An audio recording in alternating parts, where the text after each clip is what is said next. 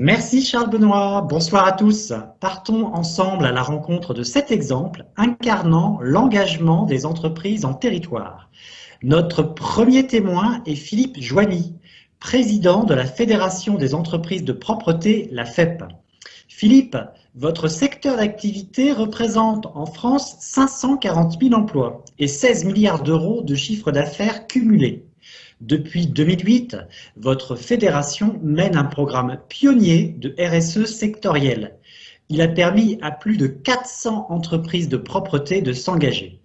Philippe Joigny, quel mot-clé illustre le mieux cette démarche de RSE sectorielle au cœur des territoires? Écoutez, on a choisi le mot fédérer. Alors fédérer parce que pour bâtir ce référentiel sectoriel des entreprises de propreté, bien entendu, il a fallu fédérer autour de nous les différentes parties prenantes au titre desquelles il y a les entreprises, petites, moyennes et grandes entreprises, nos clients bien entendu, nos fournisseurs, nos experts et nos partenaires, au titre duquel d'ailleurs on peut citer à la fois l'AFNOR certification et aussi le ministère de tutelle. Et puis il a fallu fédérer aussi dans nos entreprises et donner les outils à nos entreprises pour pouvoir qu'elles fédèrent en interne dans une logique parfois top-down, bottom-up, pour partager un enjeu d'entreprise. Je rappelle d'ailleurs qu'une enquête sectorielle demande de 60% des entreprises de propreté demande à ce que on agisse plus pour nos clients, pour qu'ils s'emparent en tout cas des véritables enjeux de la RSE. Et puis, je dirais bien entendu, le propre d'une fédération, c'est aussi de fédérer ses adhérents. Et c'est ce que nous avons fait dans cette approche sectorielle. Je rappelle quand même que 300 000 salariés sur les 540 que vous avez cités tout à l'heure, 300 000 de nos salariés ont aujourd'hui été formés à cette démarche de RSE responsable pour partager nos 18 engagements, pour contribuer bien entendu à contrer un certain nombre de démarches qui ne nous paraissent pas adaptées à notre profession, et puis pour réguler des modes bien entendu d'évaluation aussi de nos entreprises. Et puis je conclurai simplement, le mot fédérer, c'est bien entendu pour gagner en équipe, c'est aussi notre propre volonté à la fois fédérale et au titre des entreprises. Merci Philippe Joigny pour ce témoignage inspirant. Rejoignons maintenant en Occitanie Anne-Valérie Crespo. Anne-Valérie, vous êtes déléguée au développement sociétal pour le groupe La Poste. Vous pilotez le programme de l'Alliance Dynamique en Occitanie. Dans ce cadre, vous coordonnez une diversité de projets co-construits avec les acteurs de l'ESS et aussi des collectivités. La Poste est ainsi intervenue à la demande de la commune d'Entrevignes pour soutenir la réflexion du projet territorial de tiers-lieu de Viavino. Anne-Valérie Crespo, quel mot correspond le mieux pour vous à l'incarnation locale de l'Alliance Dynamique? Bonjour à tous. L'idée pour moi la plus importante ici en Occitanie de l'Alliance Dynamique avec La Poste, c'est l'idée de congruence. Alors, la congruence, qu'est-ce que c'est? C'est l'idée d'un alignement entre qui nous sommes à titre individuel et aussi collectivement au sein d'une entreprise, par exemple la proximité, le lien aux autres partout et pour tous pour La Poste, et ce que nous faisons. Des réflexions, des innovations collaboratives directement au cœur des bassins de vie avec nos partenaires de l'ESS. Pour imaginer, pour créer une dynamique vertueuse, des expérimentations, des nouveaux services utiles aux citoyens. L'ensemble des citoyens sont clients de La Poste d'une manière ou d'une autre. Et utile aussi au développement de nos partenaires de l'Alliance Dynamique, au développement évidemment du groupe La Poste et utile également au développement économique et social des territoires, de la société tout entière. Le fil rouge, cette congruence entre qui nous sommes et ce que nous faisons, c'est le socle de l'engagement sociétal du groupe La Poste. C'est la colonne vertébrale de nos actions en matière de cohésion sociale et territoriale, en matière d'environnement et d'écologie, comme en matière d'un numérique éthique et responsable. Sur l'exemple du numérique éthique et responsable, La Poste implique ces facteurs, ce lien social essentiel et tout son réseau de proximité, ses bureaux de poste, ses agences postales communales en partenariat de longue date avec les mairies, ces relais postes avec de petits commerçants qui en ont tant besoin actuellement pour permettre l'accueil la détection des besoins et avec l'aide de nos partenaires Alliance Dynamique, l'accompagnement de nos clients, les citoyens français. L'inclusion, y compris l'inclusion numérique, l'innovation collaborative et l'appropriation des nouveaux usages, partout et pour tous, ce sont bien nos valeurs et donc nos actions. Et nous contribuons souvent, nous impulsons, même parfois, de véritables dynamiques innovantes et collaboratives avec l'Alliance Dynamique sur l'inclusion numérique comme sur la transition environnementale et évidemment sur la cohésion sociale. Merci Anne-Valérie pour cette vision intéressante. Nous accueillons à présent la représentante d'une autre entreprise ancrée dans les territoires qui exerce une mission de service public. Il s'agit de Frédéric Lemonnier, délégué général de la Fondation GRDF. La Fondation GRDF soutient et accompagne des initiatives d'intérêt général au service de l'inclusion sociale et du développement économique et social des territoires, soutenable et inclusif. Votre fondation soutient des projets favorisant les synergies entre les villes et les campagnes. Frédéric Lemonnier, quels mots-clés avez-vous choisis pour illustrer cette interterritorialité en pratique? Bonsoir à toutes et à tous. Alors le mot qui définit le mieux l'action de la Fondation GRDF que nous avons choisi, c'est le mot relier, car nous nous efforçons de relier les acteurs, les projets, les territoires pour créer des synergies, des coopérations, des dynamiques collectives entre nos bénéficiaires afin de renforcer à la fois l'impact de ces projets et l'impact plus global de l'action de la Fondation.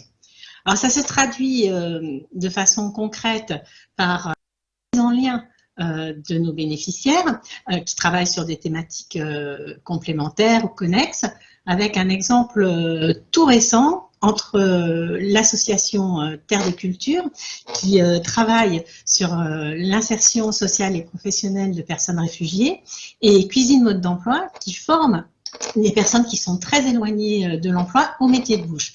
Le CME va accueillir prochainement un premier réfugié accompagné par Terre de Culture dans une formation à la boulangerie. Ça se traduit également par une expérimentation que nous menons actuellement avec le Rameau dans les régions Occitanie et Nouvelle-Aquitaine pour outiller les collaborateurs de GRDF, plus particulièrement ceux des équipes clients-territoires, sur la co-construction territoriale, la connaissance des fragilités de leur territoire afin de faciliter le dialogue avec leur écosystème territorial et la réponse aux besoins locaux. La Fondation GRDF est en activité depuis le mois de juin de cette année et à travers nos premiers mois d'activité, nous observons que nous disposons d'une réelle capacité à mobiliser notre écosystème sur des thématiques que nous adressons, avec l'appui de nos relais en région, également avec le parcours d'engagement de nos salariés, le parcours d'accompagnement et de suivi que nous mettons en place avec nos bénéficiaires. Et nous sommes convaincus que cela constitue un vrai levier pour accélérer le jouet collectif.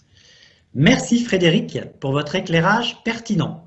Partons maintenant dans le Grand Ouest à la rencontre de Pascal Petit. Pascal, vous êtes référente ancrage territorial, partenariat et innovation sociale pour Malakoff Humanis. Vous êtes rattaché à la direction de l'action sociale retraite au sein du réseau de territoire Ouest. Malakoff Humanis, votre groupe de protection sociale, est attaché à nouer des partenariats pérennes avec les acteurs territoriaux engagés sur vos sujets d'expertise comme la santé et la prévention du vieillissement.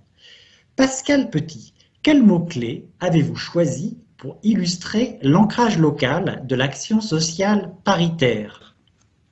Donc le mot-clé que j'ai choisi, c'est le mot proximité. En effet, la proximité de terrain est primordiale pour nous ancrer dans le territoire, tenir compte de ses spécificités dans ces environnements qui sont en évolution permanente. Grâce à notre réseau d'activités de proximité, puisque c'est le nom du service auquel j'appartiens, nous mettons en œuvre des partenariats pour développer cette proximité. Notre proximité est interdépendante de notre développement partenarial, et cela au niveau régional, départemental et communal. Au niveau régional, Malakoff Humanis intègre, quand ils sont présents, les réseaux des gérontopoles, car ils ont comme nous cette capacité à œuvrer et construire avec des acteurs de nature différente. Avec le gérontopole Seine-Estuaire-Normandie, nous développons au Havre et à Caen des clubs utilisateurs seniors qui sont sollicités pour challenger des projets de services ou des produits, ce qui permet d'inclure le regard des bénéficiaires dans la construction de ces projets et de leur garantir une meilleure adaptation aux besoins. Au niveau départemental, nous intervenons au sein d'incubateurs et de fabriques à initiative pour sourcer des projets au plus proche des besoins du territoire et inventer des solutions avec les acteurs de terrain. Aujourd'hui, nous travaillons notamment avec les écosoliers à Nantes, à la structuration et au développement de la filière habitat inclusif, en lien notamment avec le conseil départemental, Nantes Métropole et des bailleurs sociaux. Et au niveau plus local, au niveau de la commune, en partenariat avec les CLIC et les CCAS, nous mettons en place des actions de prévention sur les thèmes du bien vieillir, la lutte contre l'isolement et l'accompagnement des aidants pour les retraités d'une commune ou d'une communauté de communes. C'est ainsi plus d'une centaine de collaborateurs qui sont répartis sur 29 délégations qui développent ces partenariats à tous les niveaux pour permettre cette proximité et cet ancrage en faveur des retraités, dont un quart est ressortissant Malakoff Humanis. Merci à vous. Merci Pascal pour votre regard instructif. Revenons à présent en Occitanie avec Sandra Pitot. Sandra, vous êtes directrice de l'économie solidaire à la Caisse d'épargne de Midi-Pyrénées. Votre banque coopérative régionale déploie une démarche d'innovation sociétale dans le domaine du numérique. Il s'agit d'un parcours d'identification et d'accompagnement des besoins numériques des personnes fragiles sur le territoire au sein d'un écosystème d'acteurs engagés.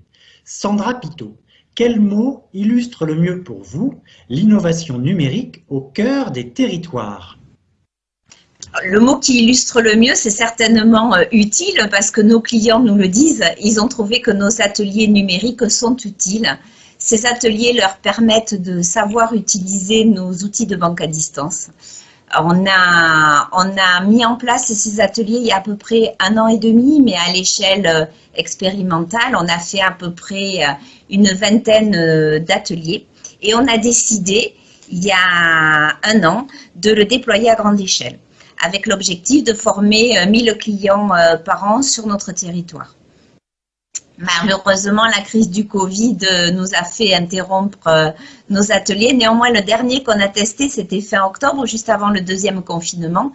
On a été énormément surpris d'avoir autant d'inscrits, plus que d'habitude, avec des clients enchantés.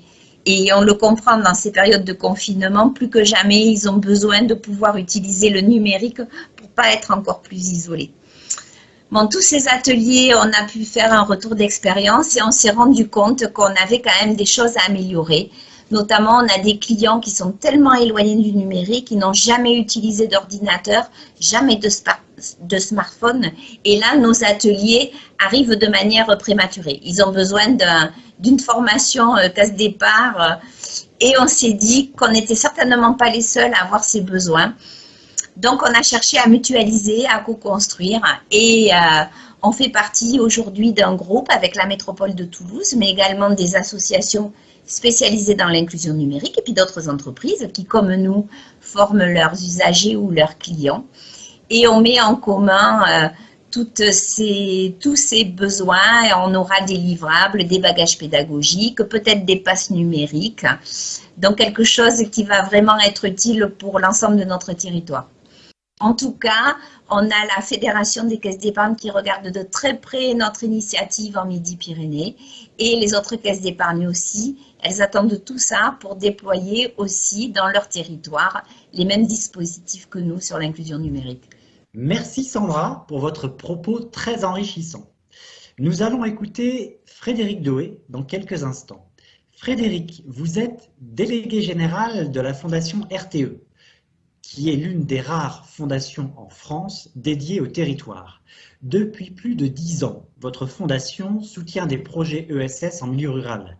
Vous avez lancé une expérimentation à Clermont-Ferrand sur le croisement des démarches de co-construction dans le Massif central. Cette expérimentation a pour objectif d'identifier comment mobiliser les PME. Frédéric Doé, d'après vous, quel mot correspond le mieux au croisement des initiatives pour mobiliser les PME? Bonjour, pour la Fondation RTE, le mot sera de terrain. En effet, la Fondation RTE est une fondation, vous l'avez dit, qui soutient des projets de l'économie sociale et solidaire sur les territoires ruraux. Et ces projets sont issus de ces territoires et des acteurs locaux. En effet, nous n'utilisons pas d'appel à projet, il n'y a pas de calendrier ou de thème imposé. Les projets nous parviennent quand ils sont mûrs, quand ils sont finalisés. Alors ensuite, nous les regardons sous trois angles. Un angle économique, sur leur pérennité économique, et leur lien avec le tissu économique local sera essentiel. Sous l'angle aussi social, et là il y a une grande variété de projets et d'impacts sociaux qui sont recherchés, mais c'est souvent ultimement par la création d'emplois. Et enfin, sous l'angle environnemental, puisque aujourd'hui, aucun projet d'intérêt général ne peut se faire sans prendre en compte cette dimension.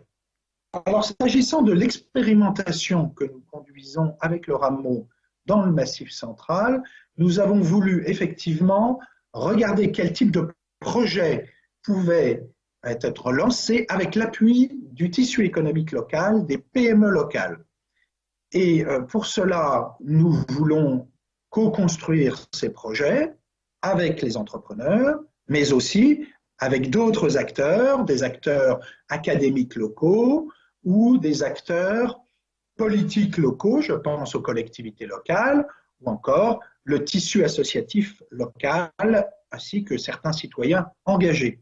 Ce que nous souhaitons faire, c'est pouvoir compter sur la compétence de chacun pour construire ces projets et, dans une approche interdisciplinaire, pouvoir faire en sorte que chacun s'approprie ses projets et y apporte le meilleur. Merci beaucoup Frédéric pour votre synthèse de qualité. Pour clôturer ces exemples, nous allons dans la métropole de Nantes pour retrouver Ingrid Berthet. Ingrid, vous êtes co-dirigeante de la PME B-Side. Vous êtes également déléguée nationale d'une démarche pionnière du CJD, la performance globale. Cette démarche de performance globale est à la fois une grille de lecture et aussi une boussole stratégique d'entreprises engagées, favorisant des impacts positifs auprès de ses parties prenantes. Ingrid Berthet, selon vous, quel mot illustre le mieux l'engagement au cœur de la performance globale? Alors j'ai choisi le mot de révolution.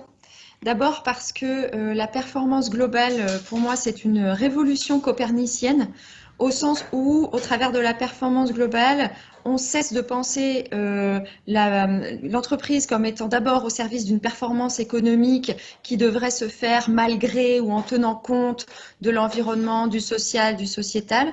On pense la performance sociale, la performance environnementale, la performance sociétale au service de la performance économique, et on pense tout ça comme un ensemble qui tire la performance économique et comme un ensemble systémique. Donc c'est pour ça que j'ai choisi ce mot-là, et puis aussi parce qu'une révolution, même copernicienne, ça ne se fait pas tout seul, et donc on ne fait pas cette révolution du monde économique et de la vision des entreprises sans alliance, sans travail avec d'autres entreprises, avec les associations, avec les collectivités d'un territoire, que ce soit pour travailler sur l'engagement social, sur l'économie circulaire, ou tout simplement pour pousser et faire grandir cette idée d'une révolution de l'entreprise. Merci Ingrid pour votre intervention stimulante. Cette séquence se termine sur le 7e mot-clé retenu pour décrire l'engagement territorial de l'entreprise. Nos intervenants ont respectivement retenu les mots fédérer, congruence, relier, proximité, utile, de terrain et révolution. Un grand merci à chacune et à chacun d'entre eux. Restez avec nous pour suivre ce programme inédit. Merci Yann.